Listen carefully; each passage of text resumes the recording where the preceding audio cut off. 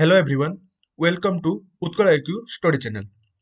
तो पिला माने तमे पूर्वरु विभिन्न अध्याय रे पढ़िथिबो विभिन्न प्रकार संबळ विषय रे जेमति भू संबळ खनिज संबळ शिल्प संबळ ए सब विषय रे पढ़िथिबो एवं तमे माने जानि ମଧ୍ୟ थिबो जे मानव किपरि निजर ज्ञान कौशल बळ रे निजर आवश्यकता पूर्ण करिया पई से प्राकृतिक संबळ को किपरि भाबरे व्यवहार करि पारुची। तो एते सबु संबଳ ଥାଇ ମଧ୍ୟ ମାନବ ସମ୍ବଳ ହଉଛି କଣ ନା ପ୍ରାଥମିକ ସମ୍ବଳ ଏବଂ ତାହା ହଉଛି ସର୍ବଶ୍ରେଷ୍ଠ ସମ୍ବଳ। ତ ସେଇ ମାନବ ସମ୍ବଳ ବିଷୟରେ କଣ ନା ଆଜି ଆମେ ପଢିବା ମାନବ ସମ୍ବଳ ବା ଆମ ବିଷୟରେ ଆଜି ଆମେ କିଛି ପଢିବା। ତ ବିଷୟର ନାଁ ହଉଛି କଣ ନା ମାନବ ସମ୍ବଳ। ତ ପଞ୍ଚମ ଅଧ୍ୟାୟ। ତ ଏବେ ଆମେ କଣ ପଢିବା ନା ମାନବ ସମ୍ବଳ ବିଷୟରେ ପଢିବା। ତ ଲୋକମାନେ ଦେଶର ସର୍ବଶ୍ରେଷ୍ଠ ସମ୍ବଳ ବୋଲି ଆମେ ପୂର୍ବରୁ ପଢିଛେ। ମୁଁ ଏଇ କଥା ପୂର୍ବରୁ ଜଷ୍ଟ କହିଲି ଲୋକମାନେ ବା ଆମ ଯୋଉ ମାନବ ମାନେ ହଉଛନ୍ତି କଣ ନା ଦେଶର ସର୍ବଶ୍ରେଷ୍ଠ ସମ୍ବଳ। ଲୋକମାନେ ସେମାନଙ୍କର ଆବଶ୍ୟକତା ଓ ସାମର୍ଥ୍ୟ ଭିତ୍ତିରେ ପ୍ରାକୃତିକ ପଦାର୍ଥ ଗୁଡିକୁ ସମ୍ବଳରେ ପରିଣତ କରିଥାନ୍ତି। ମୁଁ ଏହା ଜଷ୍ଟ ଟିକେ ଆଗରୁ କହିଲି ଯେମିତି ବିଭିନ୍ନ ପ୍ରକାର ସମ୍ବଳ ରହିଛି ଯେମିତି ଶିଳ୍ପ ହଉ କୃଷି ହଉ ବା ଖଣିଜ ପଦାର୍ଥ ଯାହା କିଛି ବି ମନୁଷ୍ୟ କଣ କରୁଛି ନା ନିଜର ଆବଶ୍ୟକତା ପୂରଣ କରିବା ପାଇଁ ଏବଂ ସାମର୍ଥ୍ୟ ଭିତ୍ତିରେ ବା ନିଜେ କେତେ କ୍ୟାପାବଲ ସେଇ ହିସାବରେ ସେ କଣ କରୁଛି ନା ପ୍ରାକୃତିକ ସମ୍ବଳ ଗୁଡିକୁ କଣ କରୁଛି ନା ସମ୍ବଳରେ ପରିଣତ କରିଥାଏ। ସୁତରାଂ ମାନବ ସମ୍ବଳ ହିଁ ପ୍ରାଥମିକ ସମ୍ବଳ ଅଟେ। ସେ କଥା ମଧ୍ୟ ତୁମକୁ କହିଲି କଣ ନା ମାନବ ସମ୍ବଳ ହଉଛି ପ୍ରାଥମିକ ସମ୍ବଳ। ଶିକ୍ଷିତ ସ୍ୱାସ୍ଥ୍ୟବାନ ଓ ଉଦ୍ଯୋଗୀ ମଣିଷ ନିଜର ଆବଶ୍ୟକତା ଅନୁସାରେ ସମ୍ବଳର ବିକଶିତ କରେ। ତ ଯୋଉ ସମ୍ବଳ ଗୁଡିକ ରହୁଛି ସେ ସବୁ କେମିତି ନା ଯୋଉ ଶିକ୍ଷିତ ଲୋକ ହେଲେ ବା ସ୍ୱାସ୍ଥ୍ୟବାନ ବା ହେଲ୍ଦି ଲୋକ ଉଦ୍ଯୋଗୀ ଲୋକ ଯୋଉ ମଣିଷ ମାନେ ରହିଲେ ଶିକ୍ଷିତ ସ୍ୱାସ୍ଥ୍ୟବାନ ଉଦ୍ଯୋଗୀ ମଣିଷ ସେମାନେ କଣ ନା ନିଜର ଆବଶ୍ୟକତା ଅନୁସାରେ ବା ତାଙ୍କୁ ଯେତିକି ଦରକାର ସେ ଅନୁସାରେ ସେମାନେ କଣ କରନ୍ତି ନା ଯୋଉ ସମ୍ବଳ ରହିଲା ତାକୁ ସେମାନେ ବିକଶିତ କରନ୍ତି ବା ଡେଭଲପ କରନ୍ତି। ଓକେ। ତ ଅନ୍ୟାନ୍ୟ ସମ୍ବଳ ଭଳି ଭୂପୃଷ୍ଠରେ ମାନବ ସମ୍ବଳ ବିତରଣରେ ଅସମାନତା ଦେଖିଥାଏ। ତ ତୁମେ ପୂର୍ବ ଅଧ୍ୟାୟ ଗୁଡିକରେ ମଧ୍ୟ ପଢିଥିବ ଯେ ଖଣିଜ ପଦାର୍ଥ ହଉ ବା ଭୂ ସମ୍ବଳ ହଉ ଖଣିଜ ସମ୍ବଳ ବା ଭୂ ସମ୍ବଳ ବା ଶିଳ୍ପ ସମ୍ବଳ ସେଥିରେ କଣ ହୁଏ ନା ଅସମାନତା ଦେଖା ଦେଇଥାଏ। ସେଇପରି ଭାବରେ କଣ ହୁଏ ନା ଆମର ଯୋଉ ମାନବ ସମ୍ବଳ ରହୁଛି ସେଠି ମଧ୍ୟ କଣ ନା ମାନବ ସମ୍ବଳର ଯୋଉ ବିତରଣରେ କଣ ହୁଏ ନା ବିତରଣରେ ମଧ୍ୟ ଅସମାନତା ଦେଖା ଦେଇଥାଏ। ଯେପରି ଭାବରେ ସେମାନଙ୍କର ଶିକ୍ଷାଗତ ଯୋଗ୍ୟତା ବୟସ ଲିଙ୍ଗଗତ ଭେଦଭାବ ବିଭେଦତା ରହିଥାଏ। ଯେପରି ପୂର୍ବ ଅଧ୍ୟାୟରେ ମଧ୍ୟ ତମେ ପଢିଥିବ ଶିଳ୍ପ ହଉ ବିଭିନ୍ନ ପ୍ରକାର ଅସମାନତା ଦେଖା ଦେଇଥାଏ ସେହିପରି କଣ ନା ମାନବ ସମ୍ବଳରେ ଅସମାନତା ଦେଖା ଦେଇଥାଏ। ତ ସେଇ ଅସମାନତା ଗୁଡା କିପରି ଭାବରେ ଆମେ ମାନେ ବିବେଚିତ କରିଥାଉ ବା ଅଲଗା ଅଲଗା ଡିଫରେନ୍ସ କରିଥାଉ ନା ମନୁଷ୍ୟର ଶିକ୍ଷାଗତ ଯୋଗ୍ୟତା ବୟସ ଲିଙ୍ଗଗତ ଭେଦଭାବ ହିସାବରେ ଆମେ କଣ କରିଥାଉ ନା ଅସମାନତା ଆମର ଦେଖା ଦେଇଥାଏ ମାନବ ସମ୍ବଳରେ। ଜନସଂଖ୍ୟା ତଥା ଲୋକଙ୍କ ଗୁଣାବଳୀ ମଧ୍ୟ ସର୍ବଦା ପରିବର୍ତ୍ତନଶୀଳ। ତ ଲୋକମାନଙ୍କର କଣ ହୁଏ ନା ଲୋକମାନଙ୍କର ଯୋଉ ଗୁଣାବଳୀ ରହୁଛି ସେଇଟା ସବୁବେଳେ ପରିବର୍ତ୍ତିତ ହେଇଥାଏ। ତ ତାକୁ ମଧ୍ୟ ନେଇକି କଣ ହଉଛି ନା ଅସମାନତା ଦେଖା ଦେଇଥାଏ। ତ ଏଠି ଗୋଟେ କଣ ଗଲା ନା ତମେ ଜାଣିଛ କି ଆଚ୍ଛା ଠିକ ଅଛି ଆମେ ପଢିଲେ ଜାଣିବା କଣ ନା ଭାରତ ସରକାରଙ୍କର ମାନବ ସମ୍ବଳ ବିକାଶ ଭଳି ଏକ ସ୍ୱତନ୍ତ୍ର ମନ୍ତ୍ରାଳୟ ରହିଛି। ତ ଭାରତ ସରକାରଙ୍କର କଣ ହେଇଛି ନା ଗୋଟେ ମାନବ ସମ୍ବଳ ବିକାଶ ବୋଲି ଗୋଟେ ସ୍ୱତନ୍ତ୍ର କଣ ନା ମନ୍ତ୍ରାଳୟ ରହିଛି। ଏଥିରେ କଣ ହୁଏ ନା ଲୋକଙ୍କ କାର୍ଯ୍ୟକୁଶଳତା ବୃଦ୍ଧି କରାଇବା ଲକ୍ଷ୍ୟରେ କଣ ନା 1985 ମସିହାରେ କଣ ଏହି ମନ୍ତ୍ରାଳୟ ସୃଷ୍ଟି କରାଯାଇଥିଲା। ତ ଯୋଉ ମାନବ ସମ୍ବଳ ବିକାଶ ମନ୍ତ୍ରାଳୟ କେବେ କରାଯାଇଥିଲା ନା 1985 ମସିହାରେ କୋଉଥିପାଇଁ ନା ଲୋକମାନଙ୍କର କାର୍ଯ୍ୟକୁଶଳତା ବୃଦ୍ଧି କରାଇବା ଲକ୍ଷ୍ୟରେ 1985 ମସିହାରେ ଏହାକୁ ସୃଷ୍ଟି କରାଯାଇଥିଲା। ତ ଏଥିରୁ ଦେଶର ଲୋକମାନେ ଯେ କେତେ ଗୁରୁତ୍ୱପୂର୍ଣ୍ଣ ସମ୍ବଳ ତାହା ସହଜରେ ଅନୁମୟ କରିହଉଛି। ଯେତେବେଳେ ଭାରତ ସରକାର 1985 ମସିହାରେ ଲୋକମାନଙ୍କର କାର୍ଯ୍ୟକୁଶଳତା ବୃଦ୍ଧି କରାଇବା ଲକ୍ଷ୍ୟରେ ଯୋଉ 1985 ମସିହାରେ ମନ୍ତ୍ରାଳୟ ସୃଷ୍ଟି କଲେ ତ ସେଇଥିରୁ ତମେ ଅନୁମାନ କରିପାରୁଥିବ ଯେ ମାନବ ସମ୍ବଳ କେତେ ଗୁରୁତ୍ୱପୂର୍ଣ୍ଣ ଅଟେ। ଅନ୍ୟ ସବୁ ଶିଳ୍ପ ଯୋଉ ରହିଲା ସମ୍ବଳ ଯୋଉ ରହିଲା ତାଠାରୁ ମାନବ ସମ୍ବଳ କେତେ ଗୁରୁତ୍ୱପୂର୍ଣ୍ଣ ତମେ ଏଇଠୁ ଅନୁମେୟ କରିପାରୁଥିବ। ତ ପୂର୍ବ ଲାଇନରେ ମଧ୍ୟ ମୁଁ କହିଥିବି ଏଇଠି ତମେ ଦେଖିଥିବ କଣ ନା ମାନବ ସମ୍ବଳ ହଉଛି ପ୍ରାଥମିକ ସମ୍ବଳ ଆଉ ଏଇ ମାନବ ସମ୍ବଳ ହିଁ ଅନ୍ୟ ସବୁ ପ୍ରାକୃତିକ ସମ୍ବଳକୁ କଣ ନା ବିଭିନ୍ନ ପ୍ରାକୃତିକ ପଦାର୍ଥକୁ କଣ ନା ସମ୍ବଳରେ ପରିଣତ କରୁଛି। ତ ଏବେ ଆମେ ଜାଣିବା କଣ ନା ଜନସଂଖ୍ୟା ବିତରଣ। ତ ଲୋକମାନେ ପୃଥିବୀ ସାରା ଯେପରି ଭାବରେ ବିଛେଇ ହୋଇ ରହିଛନ୍ତି ତାକୁ ଜନସଂଖ୍ୟା ବିତରଣ କୁହାଯାଏ।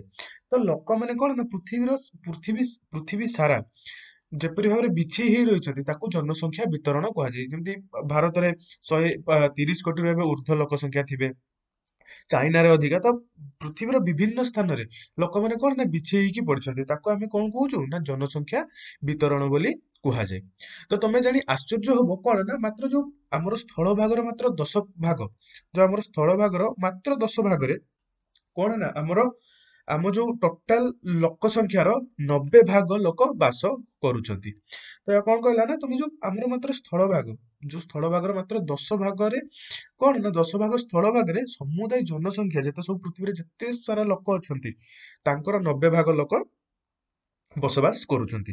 ଏଇଥିରୁ ତମେ ଜାଣିପାରୁଥିବ ଯେ ଜନସଂଖ୍ୟା ବିତରଣରେ ଅତ୍ୟଧିକ ଅସମାନତା ରହିଥାଏ ବୋଲି। କାହିଁକି ନା ତମେ ଦେଖ ମାତ୍ର 10 ଭାଗ ସ୍ଥଳ ଭାଗ, ମାତ୍ର 10 ଭାଗ ସ୍ଥଳ ଭାଗରେ କଣ ନା ଜନସଂଖ୍ୟାର 90 ଭାଗ ଲୋକ ବସବାସ କରୁଛନ୍ତି। ଏଇଟା ତ ତମେ ଅନୁମାନ କରିନିଅ କେତେ ଅସମାନତା ଦେଖାଯାଉଛି ବିତରଣରେ। ଓକେ। ତ କେତେକ ଅଞ୍ଚଳ ଜନଗହଳି ପୂର୍ଣ୍ଣ ହୋଇଥିବା ବେଳେ ଅନ୍ୟ କେତେକ ଅଞ୍ଚଳରେ ଖୁବ କମ ଲୋକ ବସବାସ କରନ୍ତି। ତମେ ନିଜେ ଦେଖ, ସହରରେ ଆମ ଭୁବନେଶ୍ୱରକୁ ତମେ ପଳାଅ, ଭୁବନେଶ୍ୱରରେ ଦେଖିବ ବହୁତ ଲୋକ ଜନଗହଳି ମାନେ ବହୁତ ଲୋକ ଗହଳି ରହିଥିବା ବେଳକୁ ତମେ ନିଜ ଗାଁକୁ ଯାଅ, କୋଉ ଛୋଟ ସହରକୁ ଯାଅ, ଦେଖିବ ଲୋକ ଏତେ ନଥିବେ, ଜନବିରଳ ବା ଅଳ୍ପ ଲୋକ ଥିବେ। ତ ସେଇଟା ଆମେ ଏଠୁ ପୃଥିବୀ ସାରାରେ ମଧ୍ୟ ସେଇଭଳିଆ। ତ କୋଉ କୋଉ ଅଞ୍ଚଳରେ ବହୁତ ଲୋକ ଦେଖାଯାଉଥିବା ବେଳକୁ କୋଉ ଅଞ୍ଚଳରେ କମ ଲୋକ ଦେଖାଯାଆନ୍ତି। ଯେପରି ଏଠି ଦେଲା ଦକ୍ଷିଣ ତଥା ଦକ୍ଷିଣ ପୂର୍ବ ଏସିଆ, ୟୁରୋପ ଓ ଉତ୍ତର ଆମେରିକାର ଉତ୍ତର ପୂର୍ବାଂଶ ଜନଗହଳିପୂର୍ଣ୍ଣ ଅଞ୍ଚଳ ଭାବରେ ପରିଣତ। ତ ଜନଗହଳିପୂର୍ଣ୍ଣ ଅଞ୍ଚଳ ଭାବେ କିଏ କିଏ ପରିଚିତ ପୃଥିବୀର? ନା ଦକ୍ଷିଣ ତଥା ଦକ୍ଷିଣ ପୂର୍ବ ଏସିଆ, ୟୁରୋପ ଓ ଉତ୍ତର ଆମେରିକାର ଉତ୍ତର ପୂର୍ବାଂଶ କଣ ନା ଜନଗହଳିପୂର୍ଣ୍ଣ ଅଞ୍ଚଳ ଅଟେ। ସେହିପରି କଣ ନା ଉଚ୍ଚ ଅକ୍ଷାଂଶ ଅଞ୍ଚଳ, କ୍ରାନ୍ତୀୟ ମରୁଭୂମି, ଉଚ୍ଚ ପାର୍ବତ୍ୟ ଭୂମି ଓ ବିଷ୍ଣୁମଣ୍ଡଳୀୟ ଅରଣ୍ୟ ଅଞ୍ଚଳରେ ଖୁବ କମ ଲୋକ ବସବାସ କରନ୍ତି। ତ ତମକୁ ଯଦି ପରୀକ୍ଷାରେ ପଡିଲା ଯେ କଣ ନା କୋଉ କୋଉ ଅଞ୍ଚଳରେ ଆମର କଣ ନା ଜନଗହଳିପୂର୍ଣ୍ଣ ଅଞ୍ଚଳ ଭାବେ କୋଉ କୋଉ ଅଞ୍ଚଳ ଜନଗହଳିପୂର୍ଣ୍ଣ ଭାବରେ ବିବେଚିତ କରାଯାଏ ଏବଂ କୋଉ ଅଞ୍ଚଳରେ କମ ଲୋକ ବସବାସ କରନ୍ତି, ତ ତମେ କଣ ଲେଖିବ ନା ପୃଥିବୀର ଦକ୍ଷିଣ ତଥା ଦକ୍ଷିଣ ପୂର୍ବ ଏସିଆ, ୟୁରୋପ ଓ ଉତ୍ତର ଆମେରିକାର ଉତ୍ତର ପୂର୍ବାଂଶ ଜନଗହଳିପୂର୍ଣ୍ଣ ଅଞ୍ଚଳରେ ପରିଗଣିତ ଏବଂ ଉଚ୍ଚ ଅକ୍ଷାଂଶ ଅଞ୍ଚଳ, କ୍ରାନ୍ତୀୟ ମରୁଭୂମି, ଉଚ୍ଚ ପାର୍ବତ୍ୟ ଭୂମି ଏବଂ ବିଷୁବମଣ୍ଡଳୀୟ ଅଞ୍ଚଳରେ କଣ ନା ଖୁବ କମ ଲୋକ ବସବାସ କରନ୍ତି। ତ ଦକ୍ଷିଣ ଗୋଲାର୍ଦ୍ଧ ତୁଳନାରେ ଉତ୍ତର ଗୋଲାର୍ଦ୍ଧରେ ଜନବହୁଳ ଅଟେ। ତ ଯୋଉ ଆମର ପୃଥିବୀର ଯୋଉ ଦକ୍ଷିଣ ଗୋଲାର୍ଦ୍ଧ ରହୁଛି ତା ତୁଳନାରେ କଣ ହଉଛି ନା ପୃଥିବୀର ଯୋଉ ଉତ୍ତର ଗୋଲାର୍ଦ୍ଧ ରହୁଛି ସେଇଠି ଅଧିକା ଲୋକ ବସବାସ କରୁଛନ୍ତି। ତ ସମୁଦାୟ ଜନସଂଖ୍ୟାର କଣ ନା ପ୍ରାୟ 75 ଭାଗ ଲୋକ କଣ ନା କେବଳ ଏସିଆ ଓ ଆଫ୍ରିକାରେ ବସବାସ କରନ୍ତି। ତ ଯୋଉ ଆମର କହିଲି ଦକ୍ଷିଣ ଗୋଲାର୍ଦ୍ଧ ତୁଳନାରେ ଉତ୍ତର ଗୋଲାର୍ଦ୍ଧରେ ଲୋକ ଅଧିକା ବସବାସ କରୁଛନ୍ତି। ଆଉ ଯୋଉ ଟୋଟାଲ ଆମର ପୁରା ପୃଥିବୀରେ ଯେତିକି ଜନସଂଖ୍ୟା ରହୁଛି ବା ଯେତେ ଲୋକ ରହୁଛନ୍ତି ତାର କଣ ନା 75 ଭାଗ ଲୋକ କେବଳ ଆମର କଣ ନା ଏସିଆ ଏବଂ ଆଫ୍ରିକାରେ ବସବାସ କରୁଛନ୍ତି। ପୃଥିବୀର ମୋଟ ଜନସଂଖ୍ୟାର କଣ ନା 60 ଭାଗ ଲୋକ ମାତ୍ର 10ଟି ଦେଶରେ ରହିଛନ୍ତି। ତ ତମେ ଏଇଠି କଣ ଜାଣିଲ ନା ଦେଖ ଏଇଠି ହେଲା ତମେ କଣ 75 ଭାଗ ଲୋକ ଆମର କଣ ନା ଏସିଆ ଓ ଆଫ୍ରିକାରେ ବସବାସ କରୁଛନ୍ତି। ଆଉ ଯୋଉ ଜନସଂଖ୍ୟାର 60 ଭାଗ ଲୋକ କଣ ନା ମାତ୍ର ଆମର କେତୋଟି 10ଟି ଦେଶରେ ମାନେ ରହୁଛନ୍ତି। ତ ତମକୁ ଯଦି MCQ ବା ସର୍ଟ କୋଶ୍ଚେନ ପଡିଲା କେତେ ଭାଗ ଲୋକ ପୃଥିବୀ ମୋଟ ଜନସଂଖ୍ୟାର 60 ଭାଗ ଲୋକ କେତୋଟି ଦେଶରେ ରହୁଛନ୍ତି, ନା ତମେ କଣ ଲେଖିବ 10ଟି ଦେଶରେ।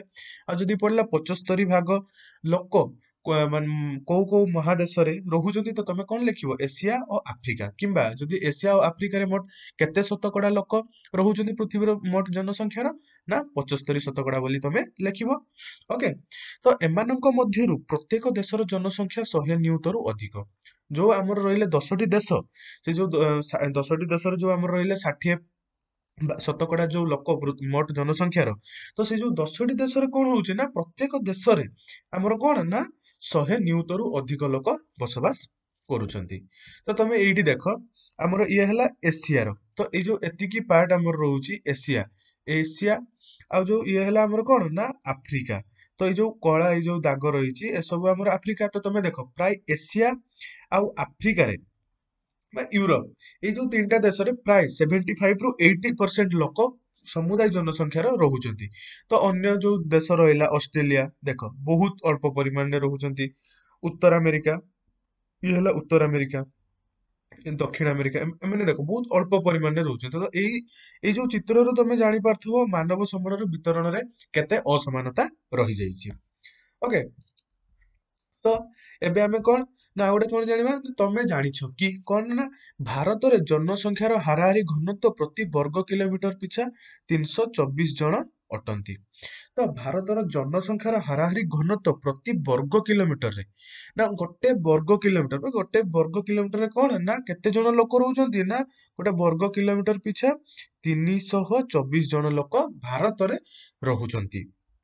ଆଉ ତମେ ଏଇଠି ମଧ୍ୟ ଦେଖିପାରୁଥିବ ଯେ ବିଭିନ୍ନ ମାନେ ଦେଶର ଯୋଉ ଜନସଂଖ୍ୟା ଆମର ଯୋଉ 10ଟି ଦେଶ ରହିଲେ 10ଟି ଦେଶରେ ଯୋଉ ଆମର କେତେ ପରସେଣ୍ଟ ନା 60% ଯୋଉ ଲୋକ ଆମର ରହୁଛନ୍ତି 60%। ତ ତମେ ଏଇଠି ଦେଖ ଚାଇନାରେ ସର୍ବାଧିକ, ତାପରେ କଣ ନା ଦ୍ଵିତୀୟରେ ଆମର ରହୁଛି କଣ ନା ଭାରତ, ତୃତୀୟରେ ଆମର କିଏ ରହୁଛି ଯୁକ୍ତରାଷ୍ଟ୍ର ଆମେରିକା, ଇଣ୍ଡୋନେସିଆ, ଏଇ ସବୁ ଯୋଉ ଦେଶ ରହୁଛି 10ଟି ସେଥିରେ ଆମର କେତେ ପରସେଣ୍ଟ ନା ଆମର ସେଥିରେ ସମୁଦାୟ ଜନସଂଖ୍ୟାର ଆମର କେତେ 60% ଲୋକ ରହୁଛନ୍ତି। ତ ଏଇ ଯୋଉ ତମେ ଏଇ ଯୋଉ ଆମର ରହିଲା ଏଇଟା ଚିତ୍ର 5.2 ପୃଥିବୀର ଅଧିକ ଜନସଂଖ୍ୟା ବିଶିଷ୍ଟ ଦେଶ, ତ ଏଇଠୁ ତମେ ମନେ ରଖିଦବ ଚୀନ ହଉଛି ପ୍ରଥମ, ତାପରେ ଭାରତ, ଯୁକ୍ତରାଷ୍ଟ୍ର ଆମେରିକା, ଇଣ୍ଡୋନେସିଆ, ବ୍ରାଜିଲ, ଏପରି ଭାବରେ ତମେ ମନେ ରଖିପାରିବ ଏବଂ ଏଇଥିରେ ହିଁ କଣ ନା ପୃଥିବୀର ଜନସଂଖ୍ୟାର 60% ଲୋକ ଏଇଠି ରହୁଛନ୍ତି। ଓକେ, ତ ଏବେ ଆମେ ଜାଣିବା କଣ ନା ଜନସଂଖ୍ୟାର ଘନତ୍ବ କଣ। ତ ଜନସଂଖ୍ୟାର ଘନତ୍ବ କଣ ନା କୌଣସି ଏକ ନିର୍ଦ୍ଦିଷ୍ଟ ଏକକ ପରିମିତ ଅଞ୍ଚଳରେ ବାସ କରୁଥିବା ଲୋକଙ୍କ ସଂଖ୍ୟାକୁ ଜନସଂଖ୍ୟାର ଘନତ୍ବ ବୋଲି କୁହାଯାଏ। ତ କଣ ଜନସଂଖ୍ୟାର ଘନତ୍ବ କଣ ନା କୌଣସି ଏକ ନିର୍ଦ୍ଦିଷ୍ଟ ଏକକ ପରିମିତ ଅଞ୍ଚଳରେ ବସବାସ କରୁଥିବା ଲୋକଙ୍କ ସଂଖ୍ୟାକୁ ଜନସଂଖ୍ୟାର ଘନତ୍ବ ବୋଲି ଆମେ କହିଥାଉ। ଏହା ସାଧାରଣ ଭାବେ ବର୍ଗ କିଲୋମିଟର ଅଞ୍ଚଳ ପିଛା ପ୍ରକାଶ କରାଯାଇଥାଏ। ତ ଏଇ ଯୋଉ ଆମର ଜନସଂଖ୍ୟାର ଘନତ୍ବଟା କୋଉ ଇଏରେ ପ୍ରକାଶ କରାଯାଏ ନା ଏହା ସାଧାରଣତଃ ବର୍ଗ କିଲୋମିଟର ପିଛା ପ୍ରକାଶ କରାଯାଇଥାଏ କାହାକୁ ନା ଜନସଂଖ୍ୟାର ଘନତ୍ବକୁ। ତ ସମଗ୍ର ପୃଥିବୀରେ ଜନସଂଖ୍ୟାର ଘନତ୍ବ ପ୍ରତି ବର୍ଗ କିଲୋମିଟର ପିଛା କେତେ କେତେ ଜଣ ନା 45 ଜଣ। ଏଇଟାକୁ ତମେ ମନେ ରଖିବ କଣ ନା ଯୋଉ ଆମର ସମଗ୍ର ପୃଥିବୀରେ ଯୋଉ ଜନସଂଖ୍ୟା ରହିଛି, ସମଗ୍ର ପୃଥିବୀର ଯୋଉ ଜନସଂଖ୍ୟାର ଘନତ୍ବ କଣ ନା ପ୍ରତି ବର୍ଗ କିଲୋମିଟର କାହିଁ କୁହାଯାଉଛି ନା ଆମର ଯୋଉ ଜନସଂଖ୍ୟାର ଘନତ୍ବକୁ ଆମେ କୋଉଥିରେ ପ୍ରକାଶ କରିଥାଉ ନା ପ୍ରତି ବର୍ଗ କିଲୋମିଟର ଅଞ୍ଚଳରେ। ତ ସେଥିପାଇଁ ପୃଥିବୀର ଯୋଉ ଜନସଂଖ୍ୟାର ଘନତ୍ବଟା ଆମର କେତେ ରହୁଛି ନା ପ୍ରତି ବର୍ଗ କିଲୋମିଟର ପିଛା କେତେ ଜଣ ନା 45 ଜଣ ରହୁଛନ୍ତି। ତ ସବୁଠୁ ମାନେ ଇଣ୍ଟରେଷ୍ଟିଂ ଆଉ ଇମ୍ପୋର୍ଟାଣ୍ଟ କ୍ୱେଶ୍ଚନ କଣ ନା ଦକ୍ଷିଣ କେନ୍ଦ୍ରୀୟ ଏସିଆରେ ସର୍ବାଧିକ ଘନତ୍ବ ବିଶିଷ୍ଟ ଅଞ୍ଚଳ ଅଟେ। ଘନତ୍ବ ବିଶିଷ୍ଟ ଅଞ୍ଚଳ ଅଟେ କଣ ନା ଦକ୍ଷିଣ ପୂର୍ବ ଏସିଆ। ତାକୁ ଏଇଟା ତମେ ମନେ ରଖିବ ନିଶ୍ଚିନ୍ତ ଭାବରେ କଣ ନା ଦକ୍ଷିଣ କେନ୍ଦ୍ରୀୟ ଏସିଆ, ସରି ଦକ୍ଷିଣ ପୂର୍ବ ମୁଁ କହୁଥିଲି, ଦକ୍ଷିଣ କେନ୍ଦ୍ରୀୟ ଏସିଆ ହଉଛି କଣ ନା ସର୍ବାଧିକ ଘନତ୍ବ ବିଶିଷ୍ଟ ଅଞ୍ଚଳ ଭାବରେ ପରିଣତ ଦକ୍ଷିଣ କେନ୍ଦ୍ରୀୟ ଏସିଆ। ଏହା ପଛକୁ କଣ ରହିଛି ନା ପୂର୍ବ ଓ ଦକ୍ଷିଣ ପୂର୍ବ ଏସିଆ ରହିଛି। ତ ସର୍ବପ୍ରଥମେ କଣ ରହୁଛି ନା ଦକ୍ଷିଣ କେନ୍ଦ୍ରୀୟ ଏସିଆ, ତା ପଛକୁ କିଏ ରହୁଛି ନା ପୂର୍ବ ଏବଂ ଦକ୍ଷିଣ ପୂର୍ବ ଏସିଆ ରହିଛି। ମାନେ ଜନସଂଖ୍ୟାର ଘନତ୍ବରେ ମାନେ ଘନତ୍ବ ବିଶିଷ୍ଟ ଅଞ୍ଚଳ ସର୍ବାଧିକ ଜନସଂଖ୍ୟା ଘନତ୍ବ ବିଶିଷ୍ଟ ଅଞ୍ଚଳ କିଏ ନା ଦକ୍ଷିଣ କେନ୍ଦ୍ରୀୟ ଏସିଆ, ତା ପଛକୁ ପୂର୍ବ ଏବଂ ଦକ୍ଷିଣ ପୂର୍ବ ଏସିଆ ରହିଛି। ତ ତମେ ପିଲାମାନେ ତମେ ଭାବ ଯେତେବେଳେ ଆମ ଶ୍ରେଣୀ ଗୃହରେ ସମସ୍ତେ 40 ଜଣ ଯାକ ପିଲା ଉପସ୍ଥିତ ଥିଲେ, ଶ୍ରେଣୀ ଗୃହ ଆମକୁ କେମିତି ଲାଗେ ନା ବହୁତ ଗହଳି ଅଛି, ଆଜି ବହୁତ ପିଲା ପଳେଇ ଆସିଛନ୍ତି ଭଳିଆ ଆମକୁ ଲାଗେ। ମାତ୍ର ସେଇ ସମାନ ଘରେ ଯଦି ଅଳ୍ପ ସଂଖ୍ୟକ 10 ଜଣ ପିଲା କି 5 ଜଣ ପିଲା ଥିବେ, ତମକୁ କଣ ଲାଗିବ ଯେ ହଁ ଆଜି ବହୁତ କମ ପିଲା ଆସିଛନ୍ତି। କାହିଁକି? ଏହାର କାରଣ କଣ ହେଇପାରେ? କାରଣ କଣ ନା ହଲର ଆକାର ଶ୍ରେଣୀ ଗୃହର ଆକାର ଠାରୁ ଢେର ବଡ। ଅବଭିୟସଲି, ତ ଯେତେବେଳେ ସ୍କୁଲର ସବୁ ଯାକ ପିଲା ସଭାଗୃହରେ ବସନ୍ତି, ସଭାଗୃହ ମଧ୍ୟ ଗହଳି ଲାଗେ। ତ ସେଇ ସଭାଗୃହରେ ଯଦି ଅଳ୍ପ ପିଲା ବସିବେ ତ କଣ ସେଇ ସମାନ 40 ଯାକ ପିଲା ଯଦି ମାନେ ଗୋଟେ ସଭାଗୃହରେ ତମର ବସୁଛନ୍ତି ତ ସେତେବେଳକୁ ଅଳ୍ପ କାହିଁ ଲାଗେ ନା ବହୁତ ବଡ ହେଇଥାଏ। କିନ୍ତୁ ଆମେ ଯେତେବେଳେ କ୍ଲାସରେ ବସିଥାଉ ସେ କଣ ହୁଏ କ୍ଲାସଟା ଗୋଟେ ଛୋଟ ଏରିଆ ବା ଗୋଟେ ଲିମିଟେଡ, ତ ସେତିକି 40 ଜଣଙ୍କ ପିଲାଙ୍କ ପାଇଁ ସେ ଶ୍ରେଣୀ ଗୃହ ହେଇଛି। କିନ୍ତୁ ଯୋଉ ସଭାଗୃହଟା କଣ ନା ସେଥିରେ ଅନେକ ଲୋକ ବସି ପାରିବେ। ତ ଯେତେବେଳେ ଏତେ ବଡ ଏରିଆରେ ଗୋଟେ ଛୋଟ ଅଳ୍ପ 40 ଜଣ ପିଲା ଯାଉଛନ୍ତି ତ ଆମକୁ ଲାଗେ ବହୁତ ଫାଙ୍କା। କିନ୍ତୁ ସେଇ ସମାନ 40 ଜଣ ପିଲା ଯେତେବେଳେ ଆମର କଣ ନା ଶ୍ରେଣୀ ଗୃହକୁ ପଳେଇ ଆସୁଛନ୍ତି, କଣ ଲାଗୁଛି ନା ନାଇଁ ଯେ ମାନେ ବହୁତ ପିଲା ଆସିଗଲେ ଗହଳି ହେଇଯାଇଛି ବୋଲି ଆମକୁ ଲାଗେ। ତ ଏବେ ଆମେ ଜାଣିବା କଣ ନା ଜନସଂଖ୍ୟାର ଘନତ୍ବକୁ ପ୍ରଭାବିତ କରୁଥିବା କାରଣ ଗୁଡିକ ବିଷୟରେ ଆମେ ପଢିବା। ତ जनसंख्यार आम जो प्रभावित करुच्ची कौन कौन कारण गुड़िक रही से विषय में आम पढ़ा। तो प्रथम कौ कारण रही ना भौगोलिक कारण कौन कौन रही से विषय पढ़ा। तो प्रथम पढ़ा कौन ना भूमि रूप। तो भूमि रूप किपर जनसंख्यार घनत्व को प्रभावित कर विषय में जानिबा। तो भूमि रूप में आम कौन जाऊँ पहाड़ पर्वत ये सब अंचल विषय रोचे कौन केमती प्रभावित कर जानिबा। तो लोक माने पहाड़िया और माଳ अंचल परिवर्ते समतल अंचल में बसवास करने को पसंद करती निश्चित भाव में।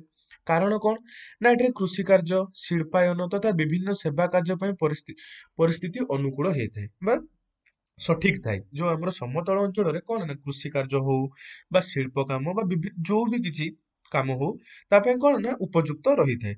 से गांगेय समतल अंचल पृथ्वीर एक अति घन जनबसति पूर्ण अंचल भाव परिचित। तो ये जो आमर जो गांगेय समतल अंचल रही कौन ना पृथ्वीर एक अति घन जनबसति अंचल भाव परिचित। मात्र हिमालय आंडीज और आल्पस भली उच्च पार्वत्यांचल जनविरल अटे। तो जो आमर कौन होचे ना जमती से प्रथम रू कहीदेला पहाड़िया और माଳ अंचल से बेसी लोक पसंद करती रहिबा पई किंतु समतल अंचल लोक बसवास करने अधिका पसंद करती कहीं देख आपर जो समतल अंचल कौन हो ना कृषि कार्य हो शिल्पायन हो जहाँ किसी भी रोचे से सब करने उपकूल माने परिस्थिति रही सहज हुए।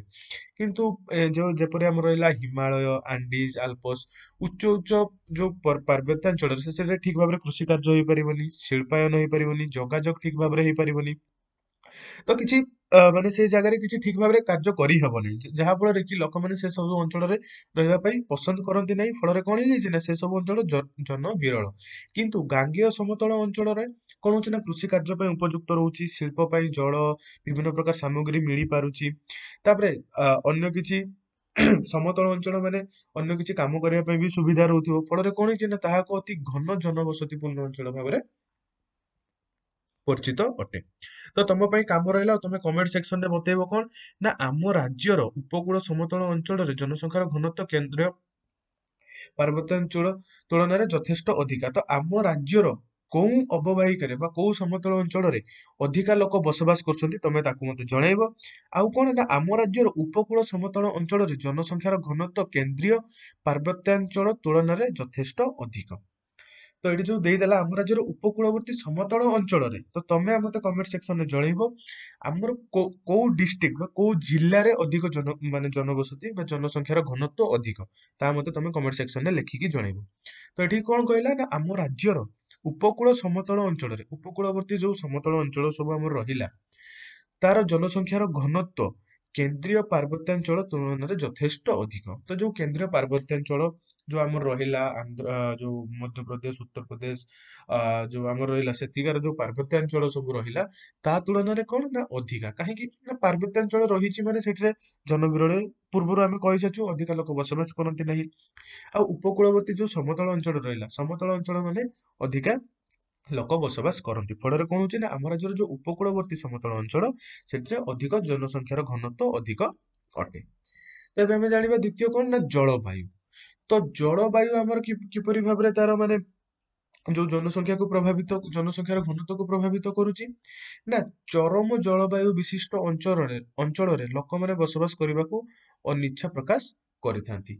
चरम माने अधिक गरम होउथिबो बा अधिक अधिक उष्ण से भाया अंचल कौन ना लोक मैंने अधिक इच्छा प्रकाश कर अत्यधिक उष्ण बा शीतल और वृष्टिहीन बा वृष्टि बहुल जलवायु अंचल खूब कम लोक बसवास करथांती। तो जेपरि भाव माने आमर जो रहिला अत्यधिक उष्ण बा अत्यधिक शीत जमती आंटार्कटिका से कहीं लोक बसवास करूना और अत्यधिक उष्ण एरिया बहुत गरम लगुव जो एरिया से लोक मैंने बसवास करने पसंद ही करेनि प्रथम कथा।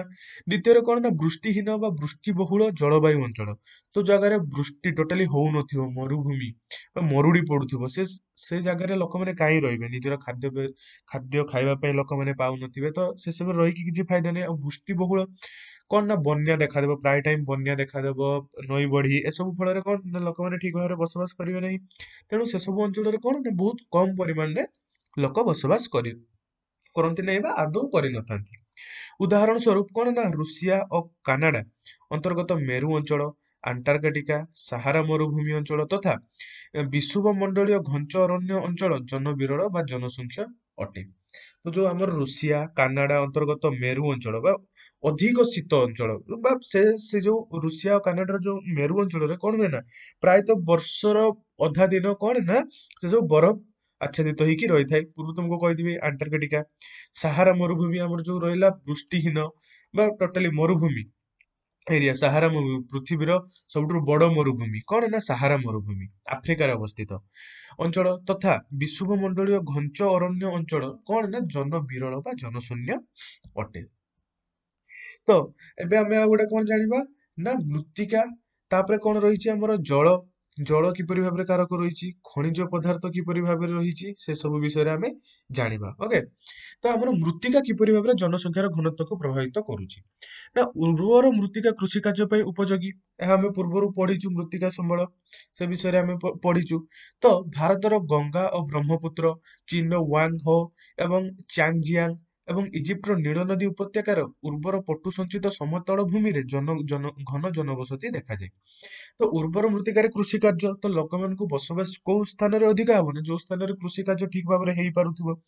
ତ ଯେହେତୁ ଭାରତର ଗଙ୍ଗା ବ୍ରହ୍ମପୁତ୍ର, ଚୀନର ୱାଙ୍ଗ ହୋ, ଚାଙ୍ଗଜିଆଙ୍ଗ, ଇଜିପ୍ଟର ନୀଳ ନଦୀ ଉପତ୍ୟକାରେ କଣ ନା ଉର୍ବର ପଟୁ ସଞ୍ଚିତ ହେଇକି ରହିଛି ସମତଳ ଅଞ୍ଚଳରେ, ଫଳରେ କଣ ହୁଏ ନା ସେଥିରେ କୃଷି କାର୍ଯ୍ୟ ଠିକ ଭାବରେ ହେଇପାରେ। ଫଳରେ କଣ ନା ସେଇ ସ୍ଥାନ ଗୁଡିକରେ କଣ ନା ଅଧିକ ଘନ ଜନବସତି ଦେଖା ଦେଇଥାଏ। ଓକେ, ତ ଏବେ ଜାଣିବା ଆମର କଣ ନା ଜଳ, ଜଳ କିପରି ଭାବରେ ଜନସଂଖ୍ୟାର ଘନତ୍ୱକୁ ପ୍ରଭାବିତ କରୁଛି ନା ତମେ ଜାଣିଥିବ ଆମକୁ ପିଇବା ପାଇଁ କଣ ନା ମଧୁର ଜଳର ଆବଶ୍ୟକତା ହେଇଥାଏ। ଆମେ କେବେ ସମୁଦ୍ରକୁ ଗଲେ ଆମେ ସେ ସମୁଦ୍ରର ଲୁଣି ପାଣି ଆମେ କେବେ ପିଇ ପାରୁ ନାହୁଁ, ଆଉ ଲୁଣି ପାଣିରେ ଆମେ ସେମିତି କିଛି କାର୍ଯ୍ୟ ମଧ୍ୟ କରିପାରିବା ନାହିଁ ଯୋଉ କାମ ଆମେ ମଧୁର ଜଳରେ କରିପାରିବା। ସେଇପରି ଆମେ ସେ ଯୋଉ ସମୁଦ୍ରର ଲୁଣି ଜଳ ସେ ସବୁରେ ଆମେ କିଛି ବ୍ୟବହାର କରିପାରିବା ନାହିଁ, କିନ୍ତୁ ଆମେ ମଧୁର ଜଳକୁ ସବୁ ଜାଗାରେ ବ୍ୟବହାର କରିପାରିବା। ତେଣୁ ସହଜରେ ମଧୁର ଜଳ ମିଳୁଥିବା ଅଞ୍ଚଳରେ ଲୋକମାନେ ବସବାସ କରିବା ପାଇଁ ଆଗ୍ରହ ପ୍ରକାଶ କରନ୍ତି। କାହିଁକି, ତା କାରଣ ମୁଁ କହିଲି କାହିଁକି ନା ଲବଣ ବା ଲୁଣିଆ ଯୋଉ ଜଳ ଆମ ସମୁଦ୍ରରେ ରହିଲା ସେଥିରେ ଆମେ କିଛି ମାନେ ନିତ୍ୟଦିନ ବ୍ୟବହାର ଆମେ କରିପାରିବା ନାହିଁ, କି ଆମେ ନିଜେ ମଧ୍ୟ ବଞ୍ଚିବା ପାଇଁ ଯୋଉ ଆମେ ପାଣି ପିଉଛୁ ତାକୁ ମଧ୍ୟ ଆମେ ଗ୍ରହଣ କରିପାରିବା ନାହିଁ। ସେଥିପାଇଁ ମଧୁର ଜଳକୁ ଆମେ ସବୁ ଜାଗାରେ ବ୍ୟବହାର କରିବା। ତେଣୁ ଯୋଉ ମଧୁର ଜଳ ଯୋଉ ଯୋଉ ଅଞ୍ଚଳରେ ମିଳେ ସେ ଅଞ୍ଚଳରେ ଅଧିକ ଜନସଂଖ୍ୟାର ଘନତ୍ୱ ଦେଖା ଦେଇଥାଏ। ଏଥିପାଇଁ ନଦୀ ଉପତ୍ୟକା ଗୁଡିକର ଘନ ଜନବସତି ପୂର୍ଣ୍ଣ ପ୍ରକାନ୍ତରେ ମଧୁର ଜଳର ଉତ୍କଟ ଅଭାବ ଯୋଗୁଁ ମରୁଭୂମି ଜନବିରଳ ଅଟେ। ତ ଆମକୁ ବଞ୍ଚିବା ପାଇଁ ମଧୁର ଜଳର ଆବଶ୍ୟକତା ହେଇଥାଏ। ସେଥିପାଇଁ କଣ ନା ନଦୀ ଉପତ୍ୟକା ଗୁଡିକରେ ଘନ ଜନବସତି ଦେଖାଯାଏ। ଆଉ ମଧୁର ଜଳର ଯୋଉ ଉତ୍କଟ ଅଭାବ, ଯୋଉପରି ଆମର ମରୁଭୂମିରେ କଣ ହୁଏ ନା ସବୁବେଳେ ଜନବିରଳ ଦେଖାଯାଏ ବା ବହୁତ କମ ଲୋକ, ରେୟାର, କୋଉଠି ଅଳ୍ପ ଲୋକ ରହୁଥିବେ। ତେଣୁ ସବୁବେଳେ ମନେ ରଖିବ ଯୋଉ ଜନସଂଖ୍ୟାର ଘନତ୍ୱ କୋଉଠି ଅଧିକା ନା ନଦୀ ଉପତ୍ୟକା ଗୁଡିକରେ ଅଧିକା, କାହିଁକି ନା ଅଧିକ ମଧୁର ଜଳ ସେଠାରେ ମିଳିଥାଏ ଏବଂ ମରୁଭୂମି ଅଞ୍ଚଳରେ ଜନ ବିରଳ ଅଟେ। ଓକେ, ଏବେ ଆମେ ଜାଣିବା କଣ ନା ଖଣିଜ ପଦାର୍ଥ। ତ ଖଣିଜ ପଦାର୍ଥ କିପରି ଭାବେ ତାକୁ ଜନସଂଖ୍ୟାର ଘନତ୍ୱକୁ ପ୍ରଭାବିତ କରୁଛି। ଏସବୁ ଗୁଡିକ ଏଇ ଯୋଉ ଖଣିଜ ପଦାର୍ଥ, ଜଳ, ମୃତ୍ତିକା ଏସବୁ କଣ ହଉଛି ନା ଭୌଗୋଳିକ କାରଣ ଅଟେ। ତ ଖଣିଜ ପଦାର୍ଥ କିପରି ଭାବେ ଆମର ତାର କାରଣ ରହୁଛି ନା ଖଣିଜ ପଦାର୍ଥ ଥିବା ଅଞ୍ଚଳରେ ଲୋକମାନେ ଅଧିକ ସଂଖ୍ୟାରେ ବସବାସ କରନ୍ତି। ତ ଯୋଉ ଖଣିଜ ପଦାର୍ଥ ଯୋଉଠାରେ ରହୁଛି ସେଠାରେ ତାଙ୍କୁ କଣ ନା ଜୀବିକା ନିର୍ବାହ ପାଇଁ ସେଠି ତାଙ୍କୁ ଉତ୍କୃଷ୍ଟ ମାନେ ସହାୟକ ହଉଛି ଜୀବିକା ନିର୍ବାହ କରିବା ପାଇଁ।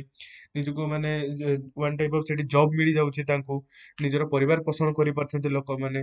ସେଥିପାଇଁ କଣ ନା ଖଣିଜ ପଦାର୍ଥ ଥିବା ଅଞ୍ଚଳରେ ଅଧିକ ଲୋକ ବସବାସ କରୁଛନ୍ତି, ବିଭିନ୍ନ ଶିଳ୍ପ ଗଢି ଉଠିଛି ଖଣିଜ ପଦାର୍ଥ ଥିବା ଅଞ୍ଚଳରେ।